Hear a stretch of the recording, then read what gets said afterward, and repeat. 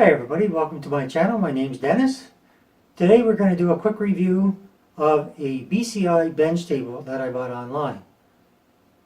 Here we go. Okay, so I've already taken this out of the box. It's got this really nice plastic protective covering on it. So we'll just get that out of there. I'll toss it aside. Yeah, it comes with the nice Ziploc bag. We'll just take that out and show you what's inside. All right. So this is a carrying case. All right, so you can put everything inside it.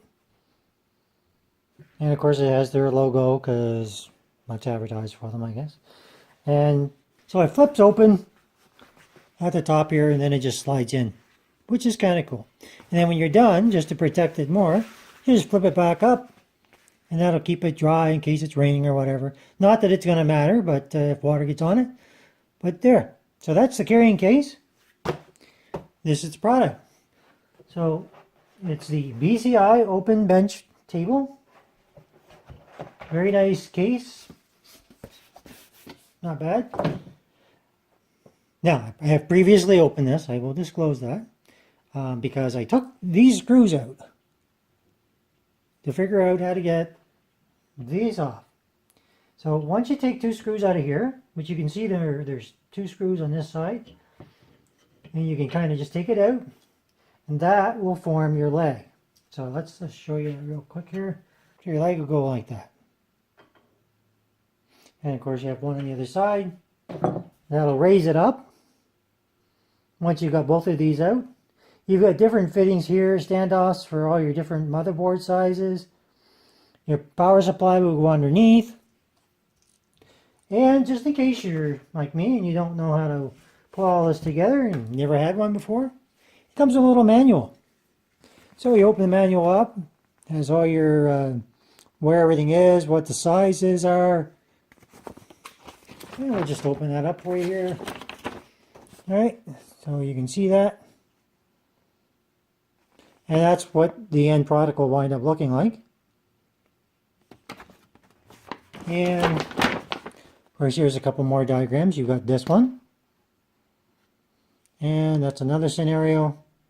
And that's kind of another scenario here. Alright. I'll toss that aside. And I'm going to go ahead and I'm going to put the legs on and then I'll show you what that looks like. Okay, so just showing you where the screws go. There's two little divots here. All right, you can see it here. And you can just pop them in there. And then when you lift it up, your legs are going to go on here and you'll just tighten it. It should be a little tricky on camera, so I'm just going to pause here and I'm going to do it for you. So you just tighten this up, hand tighten for now. And there's your leg. So you just flip it around and rinse and repeat. So your screws are here. They're not that tight. You can actually release it with your hand. Okay, so they'll fall out. Don't worry about that. Just take it out. Okay, and they just popped on it. So we know the other screws are going to go here. So we're just going to get our screws. Pop them in. And we'll do the same thing here again. It's a little tricky with one hand, but, well, with two hands even, I mean, but so we'll just tighten that on. And we'll do this one.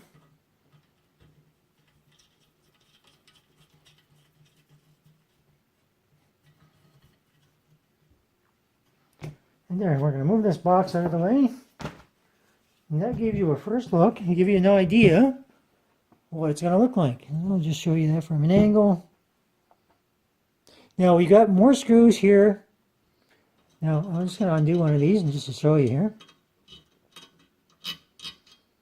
Alright, so these are going to be used for fastening down graphics cards wherever you're going to put anything on here.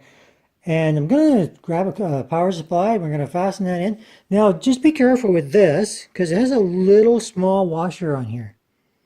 Okay, it's kind of hard to show you, but anyway, there's a washer on here, so just be careful not to lose that. I'm just going to put that back in. Now you can also buy a 30-piece set. So if you lose any of these screws or something, you can buy that separately so that you can, so you can replace them. It's turning it on its side. One of the things I wanted to show you as well is these here. So these are basically going to be your standoffs. So you just unscrew them from the side. So you got your little piece is going to go in there, and you have your normal connector here. So I'll just show you that. So an ATX motherboard would be your 3 holes here, and you just fasten them on. Okay, rinse and repeat until you got them all on. Okay, so the first thing I noticed when you put on your standoffs, you're missing one. So I'm like, well, what's going on? All right, so just to explain, what happens is you got a couple of different types of standoff. You got the ones that screw in, just go in like your typical. These ones go in just like your typical like motherboard screw will go in. Or if you use this type, all right, you can use the same thing, but the difference is, let me just set this down. Okay, so you can see that that doesn't actually screw on. So it's basically a pop-on. So basically, you screw it in the same as you do anything else. So this is meant so you put your motherboard on, and then you can set it into the holes that are on your motherboard, of course. But when you're done, you can just lift it back off. But if you want to just use these to have it in place, but you also want to secure them, that's when you can use these. So really, motherboard, an ATX motherboard only has 9 standoffs. Well, depending on the motherboard. Most I've dealt with, I've had 9. So you can have 2 in the corner, okay? And then you can use just the other ones for that. So, because the 4 will hold it down, and that's all you need. All right, so I've kind of moved this around a bit here. Let me just show you this. So your power supply is going to go in here. It's going to secure. Okay, so just to show you a little bit of something, I had a bit of problem connecting the power supply. And then I noticed there's, number one, I'm doing it wrong. Number two is if you want to mount it on the outside or you want to mount it on the inside, whatever you want to do, doesn't matter. What I did is I just simply took the legs off. All right, took the legs off, took the back piece, and then I just mounted it. Now, it only mounts in 3 of the areas. Now, I've checked the diagrams in the book, everything. It only mounts with 3 of the screws, which is fine. It holds it in place, no problem. Then you can put it in the right way, put it underneath, and then fasten it to the bottom. So now you can put it where it's supposed to go, put these on top, and then fasten them down. And that just gives you a look at what it's going to look like with the power supply underneath. So we'll continue on from there. So after getting our power supply in, and everything is tightened down, and your legs are all back on, so you can see that there, and I just moved the cables. All right, so the next thing I did is I just removed these. Now, they're fastened in here. Okay, so you just unscrew them. They're in there pretty tight, so that one was loose because I had already done that. But this one is still pretty tight, and you obviously need a screwdriver just to loosen it initially, but then just don't put it in so tight after. And these fall out, as you just saw, and they go in here. So basically, you have to screw them in here. What they're for is your graphics cards. So once you've got everything on there, don't worry about that. That comes off. These are purposely loosened here, so they'll fit in these slots, and like these little spots here. So you can just tighten these back up, and then depending on where you want to mount your graphics cards, you just put them in little holes and turn them. Now, these are probably more accurate. I probably should have put this one here, and then when your graphics card goes in, depending on the spacing of your graphics card, that's why these ones on the top come off, and they'll fasten down your graphics card. Okay, of course, that's after you've already got your motherboard in place. So, of course, next thing is you want to do is put your hard drives in. So the reason you take these out and put them up here when you're going to be using it, of course, it opens these slots up. Once these slots are open, you just slide your hard drive in place. You just line it up with the holes, and then again, you use these thumb screws on the side, and you'll fasten them down in the appropriate spots. Okay, so once you've placed your screws in for your hard drive, There's your 3.5-inch hard drive. It's all fastened in place. All right. And then, of course, you have room here for doing your 2.5 inches drive as well. So all you do in this case is take your 2.5-inch drive. You got your 2 holes here, and you do the exact same thing. And you just put it in here and fasten it to it. And I'll put that in just to show you how that's going to look.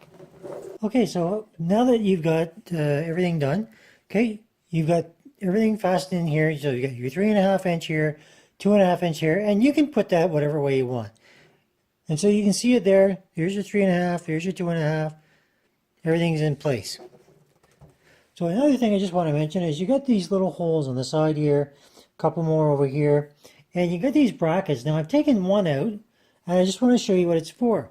So you've got holes on it, okay? So you basically put that here, fasten it, and what you do once you've got it all fastened in, sorry, it would be like this, or whatever way you want to put it in there. There's lots of options, and it's going to secure. Like if you have a radiator, you want to mount your radiator on the side, or this side, wherever you want to put it. Then you can have your water cooling on top of your motherboard and everything is going to stay in one spot. Another thing to keep in mind, of course, your fan is on the bottom. You can put it on the bottom, you can put it on the top, but I found when I tried to put it the other direction, for whatever reason, I couldn't get it to fasten on, but I suspect once I play with it a little bit more, that's fine. But if you do mount it on the bottom, which is what you normally do in a case, it's flush. So if you want to just prop it up a little bit, just to give it a little bit more clearance, that's probably fine.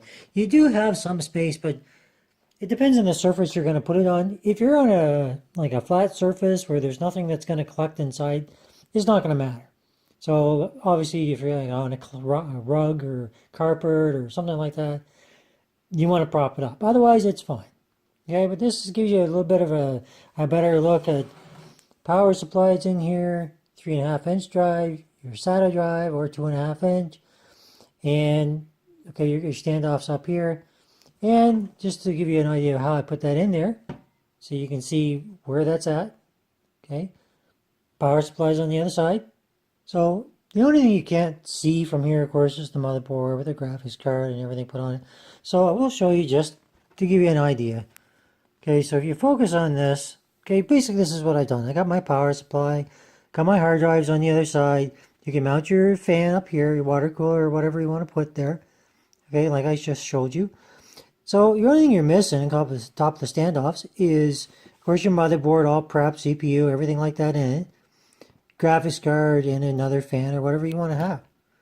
All right, so that just gives you an idea of what a finished product would look like if you had all the ingredients, which right now, unfortunately, I don't have extra motherboards and stuff lying around.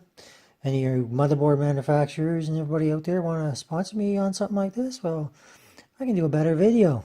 Just letting you know. Okay, so we're going to move on to some of the dimensions, some of the specifications, and some of the other things you can do. So something else I just thought of that I want to mention before I go into dimensions and specs and all that kind of stuff is when you use the brackets here for putting your water cooler, fan, radiator, whatever it happens to be, mount it to your radiator, your fan first. And then it'll make it much easier to put it on wherever you're going to put it on your bench table. It'll just make things go a little bit easier. So some of the specifications, some of the dimensions in this case, of course, where the hard drive goes, you can get 2 3.5-inch drives, or you can put 2 2.5-inch drives. They mount vertically, as I showed you, underneath the main body of the bench table.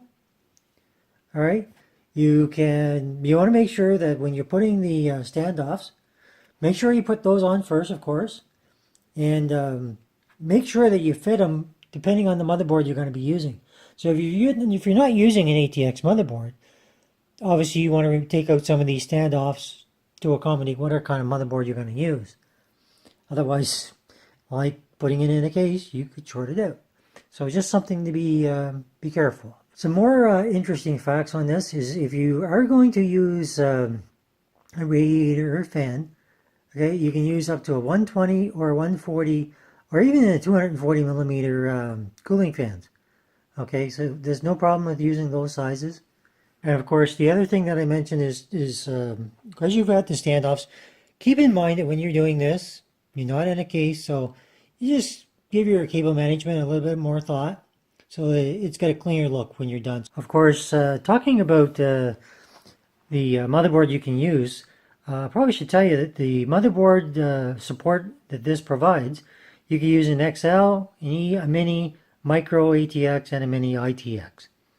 So it covers quite a few of them.